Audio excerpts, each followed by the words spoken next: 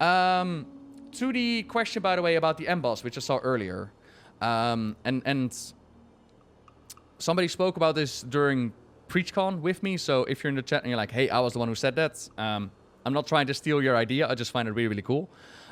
So what I've heard about embosses is the potential of Galagrond, the very first primordial dragon.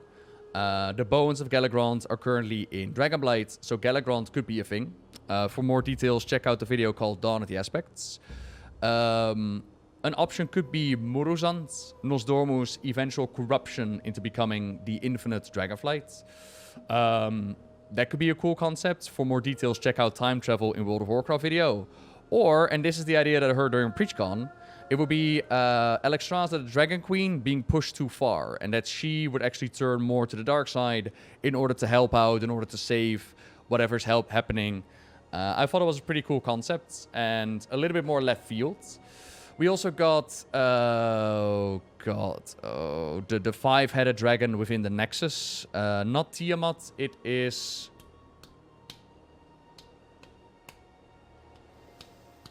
Oh, what is he called?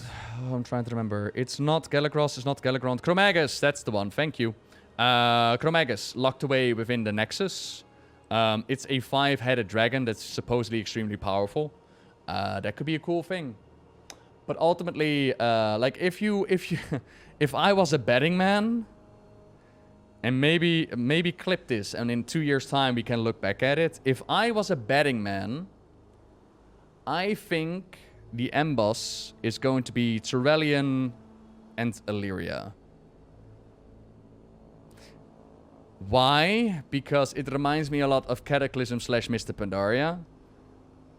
And similar to how in Mr. Pandaria we had like Emboss Gary, I would say the Tyrellian could be the one pushing the conflict this time around, so Emboss Tyrellian.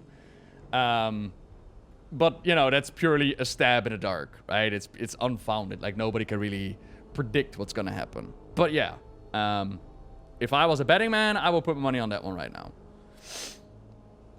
Yeah, Chromagus is like the bringing together of all the different powers. What do I think about the changes? The only guest. Hello there. Yo, yo, yo. Thank you very much for the 28.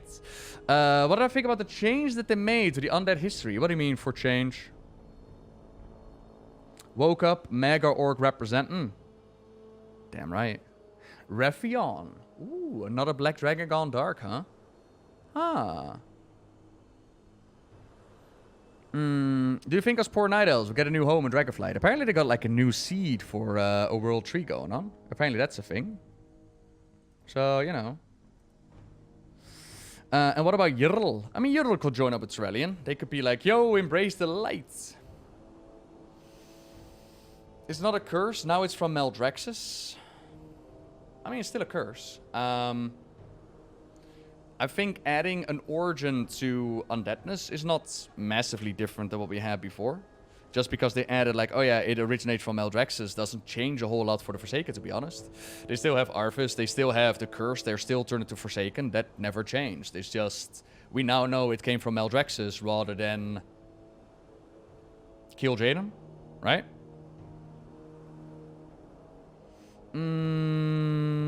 It was the Time Dragon guy that turned into the Dark Time Dragons, right? Yeah, Nosdormu turns into Muruzand. And they made it a closed loop, so 100% that Nosdormu becomes corrupted. Yeah. I mean, I'm not saying, by the way, that I want Tyrellian as the end boss. I'm just, you know, guessing, man. Do we know how it happens? Yes. Although, you know, retcons are definitely a thing. But if we go into, oh god, Adventure Guide, and if we go into Cataclysm, Cataclysm, we go into Dungeons, and we go into End Time. Now living outside of time, Muruzand was once the great dragon aspect Nosdormu the Timeless One. After the Titans showed him his own death, the tormented Nosdormu was tricked by the old gods into trying to subvert his mortality. As a result, Nosdormu shedded the Time Ways and created the infinite dragonflight, jeopardizing the very future of Azeroth. And we know that Nosdormu has 100% confirmed that he becomes Muruzand. It's used in the books, it's mentioned at the end of the dungeon.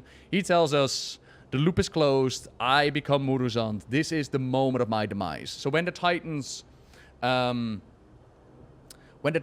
gave him his power, the power over time itself, they showed him his moment of demise to make him remember that even though they were going to have the power of time, they were not all powerful, right? Like, the timeline was supposed to remain pure, so he was not allowed to subvert his mortality. And that is exactly what happened. Some way, somehow, the old gods were able to subvert his, were able to trick him, and he became Muruzand. So that could be a thing. Now, the only thing we're facing off against Muruzand is that we can't kill him. Otherwise, you get wibbly wobbly timey-wimey problems, right? Yeah. So that wouldn't be a good plot point for Dragonflight. It could be a wonderful plot point for Dragonflight.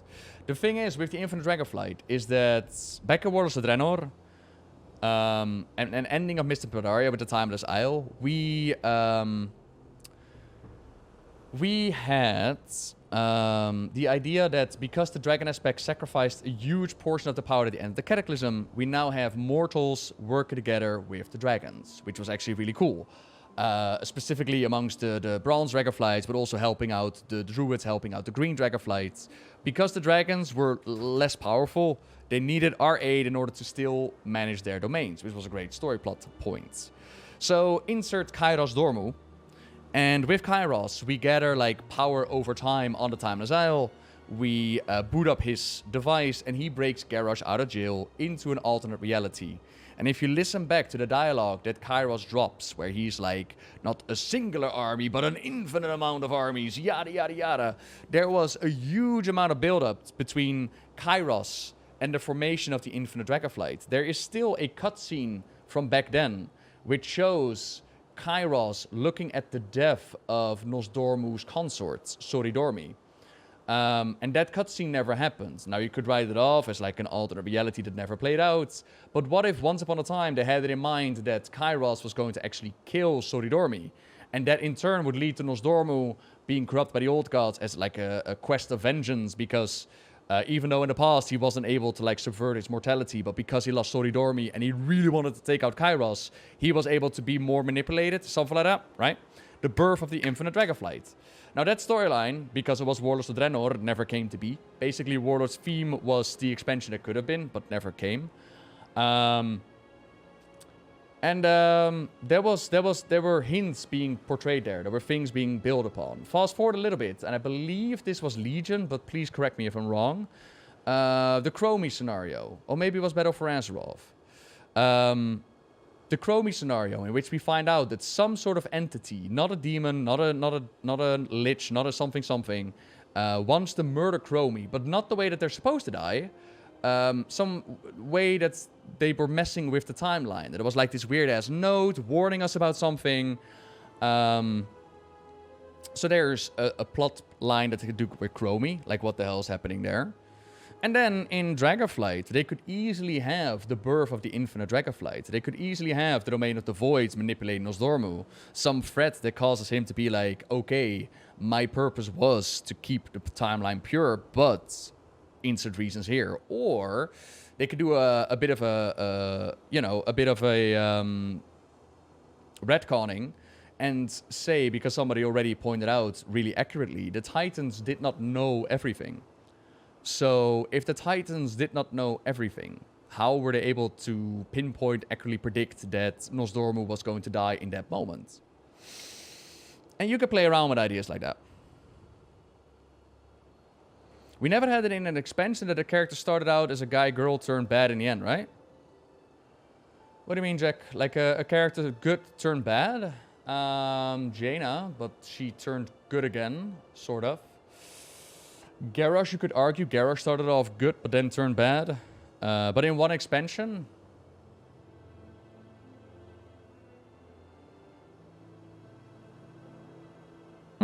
not that I recall, no. But I'm sure, yeah. I prefer for Nosdormu to make the decision on his own terms and not make it a millionth corruption story. Yeah. Like, ultimately, I don't think many would be upset if they change the way that it does happen. But ultimately, we still want to see a Nosdormu be corrupted into Moruzand, right? I think it would suck if they would go back on what he said before. Saying, like, Moruzand, the way that he died, that wasn't supposed to happen. But they could play around with the how, the why, and the what, right? Also, and I've mentioned this before, alternate realities could be a really cool concept to play around with. Now, I know that Warlords of Draenor left a bit of a sour taste in everybody's mouths. But if you look at a book like, I believe it's Thrall, Twilight of the Aspects, in which Thrall teaches the aspects how to be aspects, but he also parties in like different realities. There are some really cool concepts you can work around with. Imagine a reality where Arthas never became the Lich King. Or imagine a reality where Thrall never broke out of Durnhold and never formed the Horde. Imagine a reality where the Dark Portal never opened up, as we've seen with Warlords of Draenor. You could do a lot of things with that. Wasn't Garrosh always a bad character? No. Garrosh was turned into a bad character, like the bad guy, so to say, because of miscommunication between teams, as well as a change of mindset when it comes to the player base. When Garrosh was introduced, they were like, who the hell is this guy? But eventually Garrosh became mega popular, which is why there's such a disconnect between the Cataclysm Garrosh, where he condones the bombing in Stone Talon Mountains, and then the Garrosh that we see with the bombing of Fedamore, right?